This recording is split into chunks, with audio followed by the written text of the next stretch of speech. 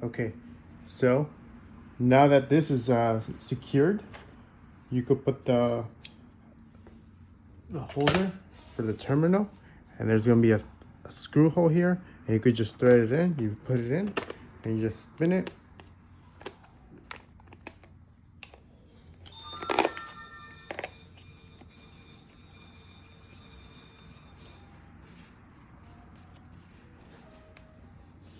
Once it's secure, you could align it over here. You could also move this, so like this. Align it. You're gonna have the 4 screws included, and then there's gonna have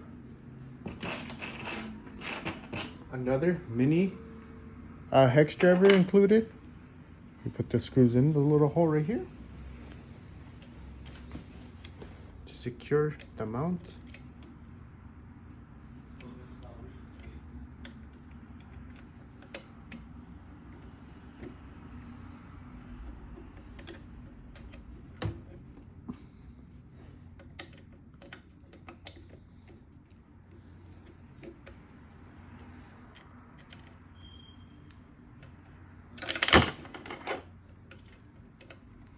Pass it. Yeah, that's it.